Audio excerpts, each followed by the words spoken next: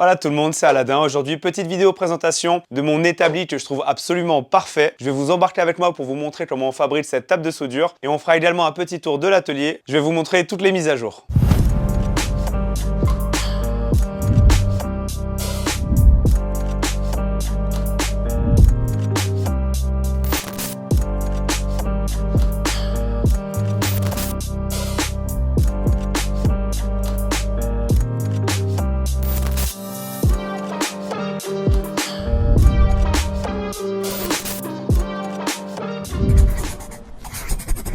Alors avant ça, je dois déjà préparer l'arrivée de la nouvelle table avant tout, parce que la nouvelle table qui va être dans le pick-up forcément, le jour où je la reçois, il va falloir vite la décharger si jamais il pleut, faut pas qu'elle reste dehors. Donc pour pas la manipuler 50 fois, on va tout de suite la mettre à sa place définitive, c'est-à-dire à la place de ces tables-ci. Je rappelle qu'ici, j'ai 3 tables qui font 50 cm par 1 mètre. Je vais m'en servir de linéaire que je vais mettre tout au fond là. Donc je vais créer un nouvel établi pour ça. Et le truc super chiant, c'est que pour enlever les tables, je dois d'abord enlever les servantes. Et pour enlever les servantes, je dois enlever tous les tiroirs. Donc comme vous le voyez là, il y a 5 tiroirs par servante, 4 servantes, ça fait 20 tiroirs à enlever que je vais devoir étaler comme je peux par terre ici dans l'atelier pour que je puisse démonter les tables.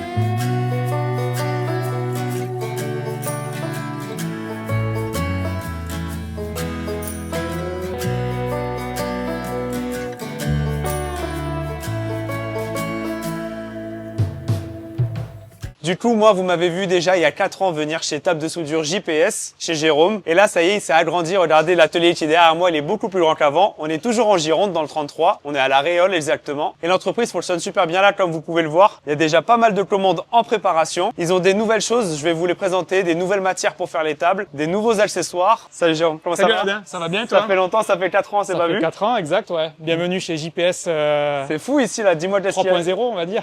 3.0, ouais, c'est vrai, ça fait déjà le 3e atelier. C'est le 3e atelier, effectivement, ouais. On est passé de 150 mètres carrés à 1500 mètres carrés. 1500 mètres carrés, on a fait x10. Et puis on a fait x10 au niveau du personnel aussi, puisque je crois que j'étais tout seul quand tu étais venu. Exact. Et maintenant, on est 10. Maintenant, on a 3 gammes, donc ouais. 3 matières. Inox, de l'acier S355, c'est la gamme originale. Une gamme qu'on a baptisée Ivy, qui est en acier Ardox. On a une gamme donc inox, mais qui est quand même assez marginale. On ne fabrique qu'à la demande. Voilà, c'est réservé principalement à l'industrie médicale, pharmaceutique ou nucléaire. Ça marche. Et la gamme Heavy? La gamme Heavy, c'est pour tout ce qui est travaux lourds partout, où les tables vont être soumises à des chocs, à des impacts, à des frottements. Qu'est-ce que c'est l'Ardox? L'Ardox, c'est un acier qui a été développé à la base pour être utilisé dans l'ETP. Tout ce qui est godet de pelle, les caissons de camions qu'on voit dans les carrières ou comme ça. Ah oui, ouais, je vois très bien, oui. Voilà. Là où on charge des gros cailloux et il faut pas trop abîmer. Ouais, carrément, ouais. Moi, je tenais l'Ardox parce qu'en tir sportif, la plupart des gongs, ils sont faits en Ardox. Mais bon, forcément, c'est un usage détourné. Mais c'est pour dire que c'est beaucoup plus costaud encore que l'acier classique. Ouais, on le voit, nous, quand on le travaille, c'est quand même très particulier.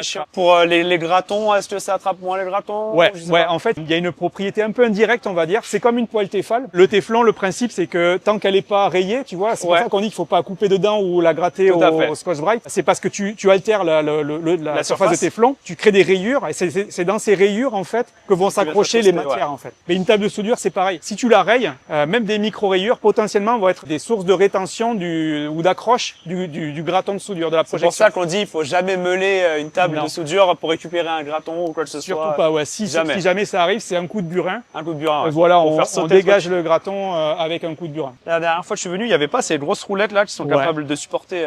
Ouais, elles supportent chacune 350 kg, ces roulettes. Il y a beaucoup de choses en fait, Aladin, qu'il n'y avait pas quand tu es présenté depuis que tu es les venu. accessoires au fur et à mesure. Déjà rien que les formats. Maintenant, on a un format 2500 par 1250. Ok.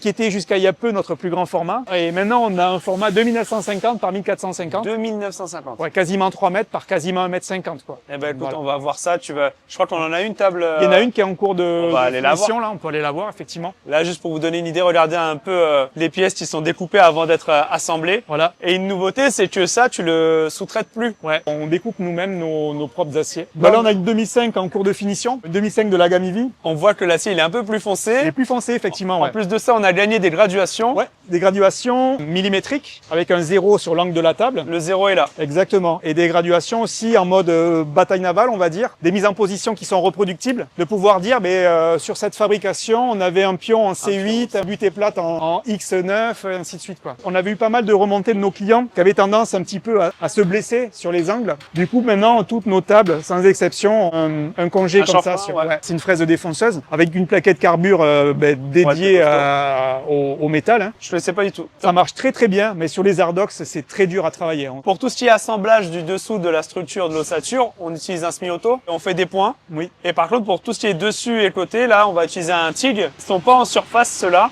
Oui. Ils nous permettent justement de ne pas abîmer la surface de référence. Exactement, quoi. ouais. Il n'y a rien qui sort. Celui-là, il est parfait. Il est bien.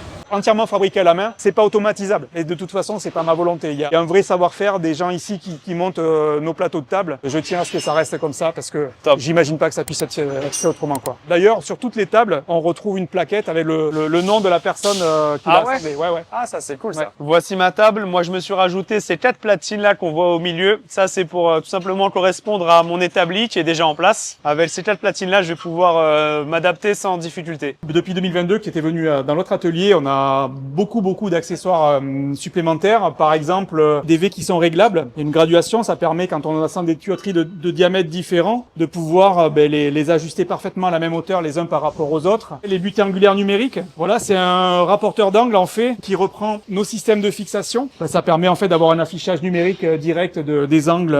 Ça c'est nouveau, c'est une presse à colle de cygne. Ça permet d'avoir un col de cygne de longueur ajustable. Et d'ailleurs, avec table de soudure JPS, on a décidé de vous mettre en place un code promo Aladin 10 pour avoir 10% sur toutes vos commandes et c'est cumulable avec les promotions qu'il peut y avoir en cours. Pour plus d'infos, n'hésitez pas à cliquer sur le lien en description. C'est la table est bien sanglée, direction Albi et après ça va être drôle pour la décharger par contre. Avant qu'on ait le courant sur le chantier, vous savez, j'utilisais pratiquement tous les jours ma batterie, la DJI Power 2000. Avec sa sortie stable de 3000 watts et ses 2 kWh de capacité, elle m'a souvent sauvé la vie sur le chantier. Et aujourd'hui, DJI vient compléter sa gamme en sortant une nouvelle batterie. Moitié en taille, en poids et en puissance, c'est la DJI Power 1000 Mini. Évidemment, pour ces deux batteries, les besoins ne seront pas les mêmes. Là, on va être sur quelque chose de beaucoup plus nomade. C'est tout simplement la plus petite batterie transportable avec 1 kWh de capacité. Elle délivrera une puissance de 1000 watts de manière stable et 1200 watts en pitch, c'est-à-dire à l'allumage de certains appareils. Cette batterie va être idéale pour tous ceux qui aiment voyager léger, les vanlifers le temps d'un week-end, en camping pour une petite soirée bivouac et également pour les créateurs de contenu qui auraient besoin de recharger leur matos sur la route. En face avant, ici, on va retrouver deux prises en 230 volts. Je vais profiter de la vidéo pour recharger une petite batterie. On a ensuite ici deux ports USB-A de 12 watts, ici un port USB-C de 100 watts, donc idéal par exemple pour recharger mon MacBook Pro. La prise AC-in sur laquelle on va brancher le câble d'alimentation pour recharger la batterie. Ici la prise spéciale DJI, la prise SDC. Ici on va pouvoir brancher pas mal d'accessoires comme des chargeurs rapides pour les drones. Cette rallonge ici avec prise SDC de ce côté-là et ici MC4 pour pouvoir brancher un panneau solaire et recharger sa batterie. Et on a même la possibilité d'y mettre ce câble-là pour se brancher sur une batterie de voiture. Et enfin mon préféré sur cette batterie, ça va être ce câble USB-C rétractable, il fait 80 cm de long exactement. Pour le ranger, on a juste à tirer dessus. Et ici, on a un petit côté magnétique pour le ranger. Ça se range tout seul. Et en plus de ça, ce câble alimente également 100 watts. De quoi recharger la plupart de vos appareils. Et enfin, à l'avant en bas, on a une petite lumière d'appoint ici. On va pouvoir gérer en fonction de l'intensité en maintenant appuyé. Et si je fais un double clic dessus, la lumière va clignoter, ce qui est idéal pour envoyer un SOS par exemple de nuit. On va tout de suite la tester en branchant par exemple cette meuleuse qui fait 750 watts exactement. Voyons voir.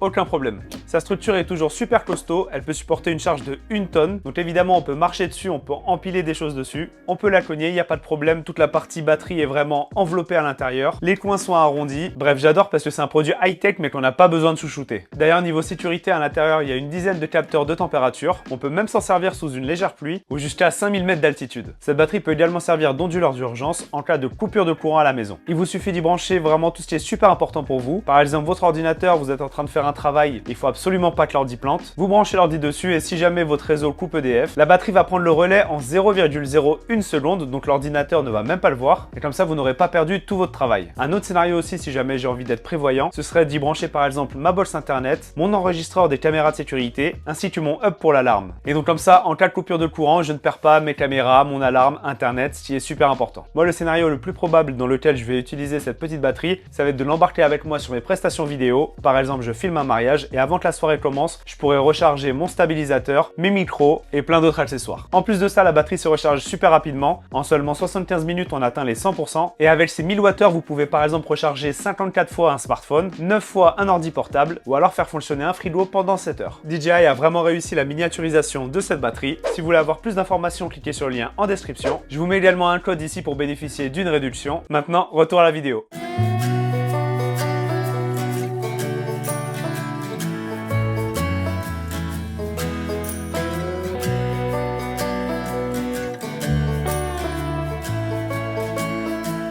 Ça y est, la table de soudure est en place sur l'établi. Et là, comme vous le voyez, vu que je fais dépasser par en dessous, au final, cette platine de base, là, elle tombe dans le vide. C'est pour ça que j'ai fait ajouter des nouvelles platines ici pour qu'elles tombent dans mon fer plat. T'es pas d'accord? Voilà le chef de chantier qui m'observe.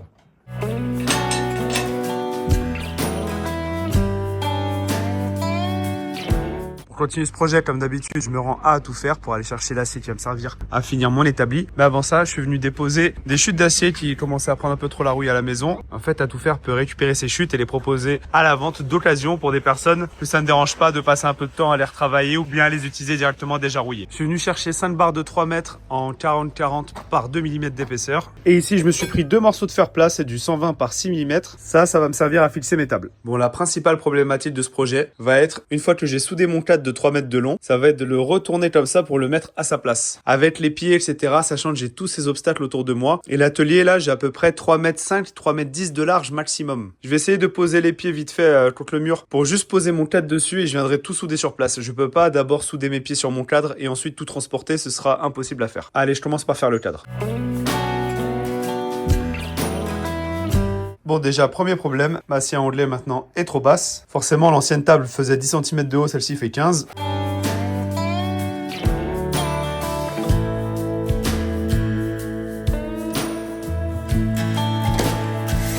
C'est bon, on est parfait.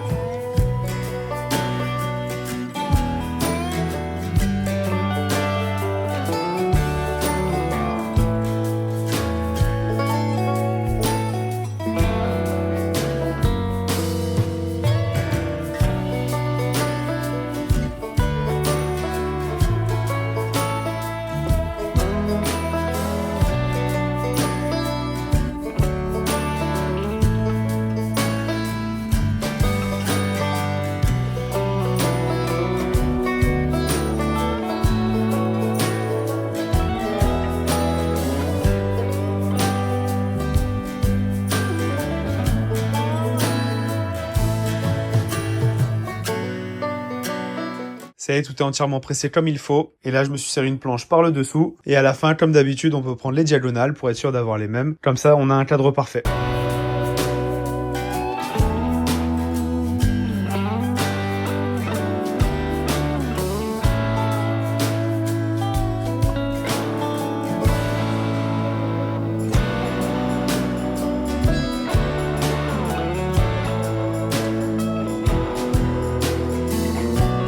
Je vais me servir pour la première fois de la nouvelle meuleuse de chez Bosch dans la gamme Expert cette fois-ci. On est sur 2000 watts de puissance. Elle est super fine donc on l'a bien en main. En plus de ça, on a la poignée anti-vibration. On a un variateur de vitesse à l'arrière, un démarrage progressif et un frein. Et évidemment, moteur brushless.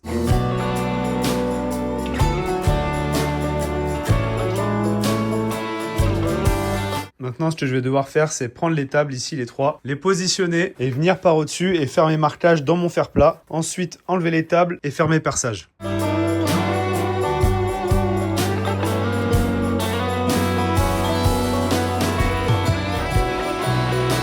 Maintenant, je prends la perceuse avec un foret de 10 mm et je traverse tout simplement juste pour marquer la platine qui se trouve en dessous.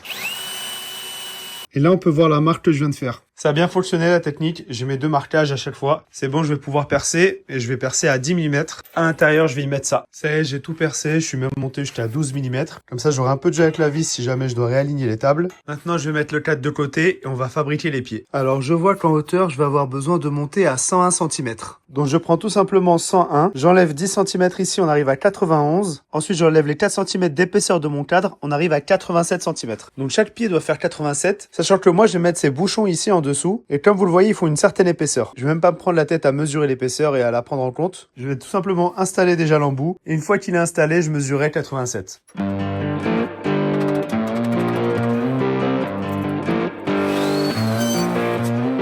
Alors le piétement, du coup, on a ces 2 longueurs ici de 87. Au milieu, j'ai coupé un tube de 42, puisque 42 plus 4 et 4, ça nous fait bien 50. Pour la mise en place, c'est très simple. Je mets 2 pions ici. Je m'assure ici d'être parfaitement à fleur. Je presse. Ensuite, j'ai mis 2 pions ici pour le renfort du bas. Et enfin, une équerre ici, tout en étant toujours bien à fleur au bord de l'établi. Dans le doute, je peux vérifier. Ici, j'ai bien 50.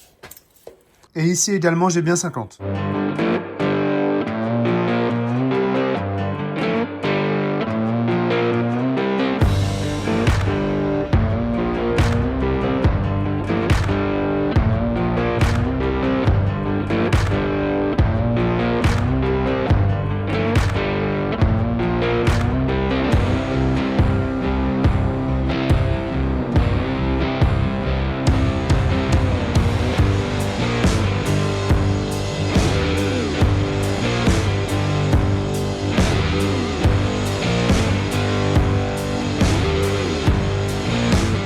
Ça y est, j'ai fait la place, j'ai tout nettoyé. Vous imaginez bien le bordel que c'est ici à l'arrière, ça sort même dehors. On va mettre en place les 3 pieds.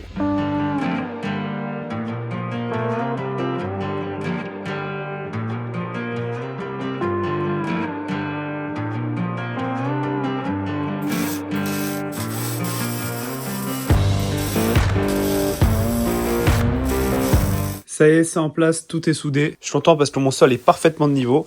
Ça bouge pas du tout, donc les 6 pieds touchent bien le sol. Heureusement parce que mes pieds sont pas réglables. C'est parti, maintenant on met en place les tables.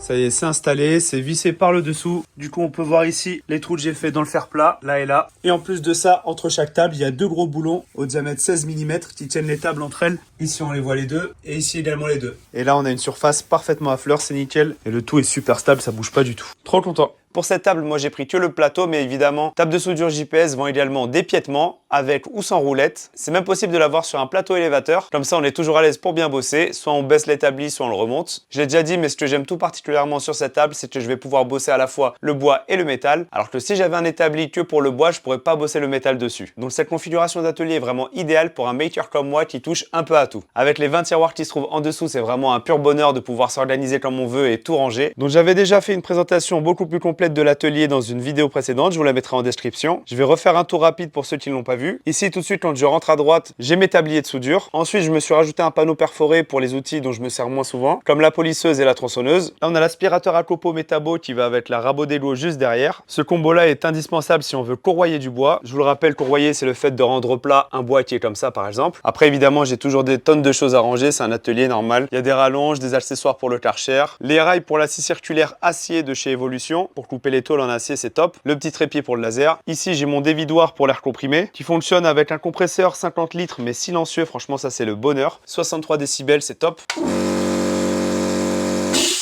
C'est génial. Le petit Karcher cassette qui fait bien le taf. Ici, j'ai rangé quelques serre-joints et pinces. La scie sous table, je vous l'ai déjà présenté en minute matos. Du coup, je viens également de surélever ma scie sous table sur son chariot. Comme ça, je peux couper de longues pièces de bois et elles sont maintenues même en sortie. Ça, c'est super pratique. Pareil pour ma tronçonneuse à métaux de chez Evolution également. C'est elle, la scie circulaire spéciale métal. Mes serre-joints pierre, j'en suis toujours aussi content. Le poste de soudure que j'utilise, le Lincoln Speedtech 200C, j'en suis toujours aussi fan. Il me va largement. Ça fait maintenant à peu près 6 ans que je l'ai. Avec un chariot que je lui ai fait pour ranger tous les accessoires. Tasse de soudure, les gants. Ici, on va avoir les équerres magnétiques, les aérosols anti-grattons, des barrettes magnétiques de chez Parkside. Ça permet de tout accrocher en l'air, c'est top. Regardez ici le pied de biche. Ma station de charge, je commence à avoir pas mal de batteries encore, tout n'est pas là. Il y en a pas mal qui sont également là-bas au bureau. Le fait d'avoir ce plan de travail qui est quand même assez haut et vide en dessous, ça me permet de pouvoir y ranger toutes mes boîtes. Mes panneaux porte-outils, vous êtes nombreux à me poser des questions d'où ils viennent. Je pense que maintenant vous savez, j'ai tellement répondu à cette question souvent. Ça, c'est top hein, pour gérer l'organisation. Je les modifie de temps en temps et je suis bien content de ne pas avoir un système qui est fixe. Cet établi me permet d'avoir ici mon étau sur quelque chose de bien costaud. J'avais fabriqué ces petites pattes avec la même encoche qu'ici qui me permettait de pouvoir l'installer et l'enlever super rapidement. Là, on a tous les accessoires de pierre pour faire de la tuyauterie ou bien pour poser un tube carré mais sur sa tranche par exemple. Ces petites équerres réglables de chez Pierre, trop bien. Lorsqu'on tourne la bague molletée, ici ça va se durcir. J'avais fabriqué ces pincettos en 2020 qui étaient top. Et quelques années plus tard, Pierre est arrivé avec son produit à lui, mais c'est le même système. Des serre-joints, des pions, bref, tous les accessoires de chez JPS. Pour ma station de scie à onglet, je l'ai tout simplement faite avec 2 établis ici, Magnusson. Ensuite, une plaque qui est légèrement en dessous pour pouvoir poser mes bois. Là, j'ai fait une défonce, j'ai inséré un petit profilet en C pour y mettre les bloqueurs. Ça, c'est génial pour faire les coupes répétitives. Ici, un petit rangement de visserie, ça vient de chez Alcyon, c'est leur marque à eux, Werkman. Ça marche très très bien, il y a des gros modules comme ça, 2 tiroirs, ou alors des 9 tiroirs, ou bien des 4, donc il y a un peu toutes les tailles, mais à la fin, à chaque fois, tout ça, ça s'emboîte et c'est génial, je trouve. Ici, on a la scie à onglet Bosch 18 volts, super pratique pour l'emmener sur le chantier, la perceuse magnétique de chez Evolution, la perceuse à colonne Bosch VR, elle marche toujours très bien. Mon bébé, la scie à onglet de chez Bosch, leur plus gros modèle, avec son bras articulé qui est hypnotisant, j'adore. Évidemment, il a son propre aspirateur en dessous. Là, je me suis remis 2 panneaux porte-outils que j'avais pas avant pour y ranger des choses bien pratiques comme les équerres, les tournevis. J'ai remis ici tous mes disques à tronçonner, mes disques à lamelles, lamelles, les distillés barbés, etc. Des niveaux, des mesureurs d'angle, les casques anti-bruit. Là-haut, c'est un projecteur de chez Bosch Pro, 5000 lumens. Il est magnétique, ou bien on peut y accrocher directement avec les crochets derrière. C'est étanche, bref, c'est top. Hop, on le remet là-haut.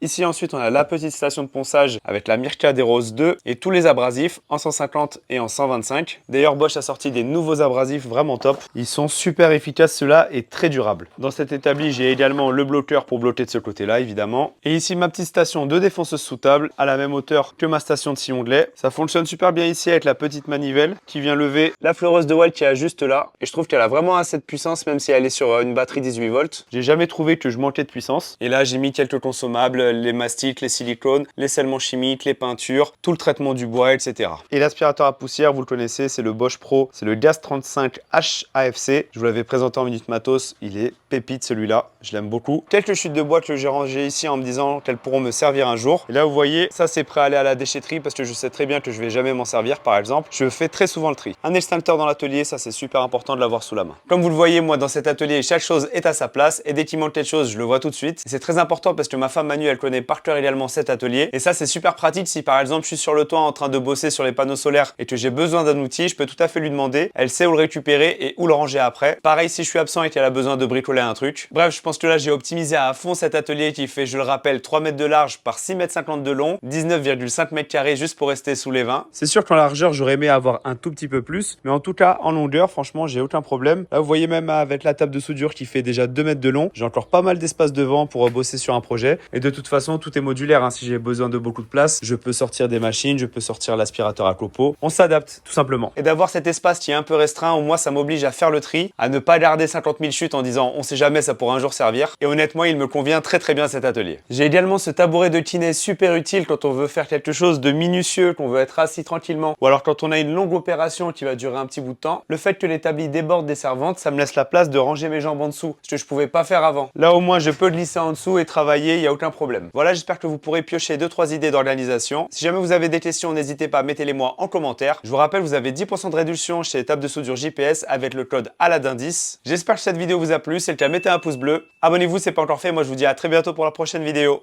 Ciao!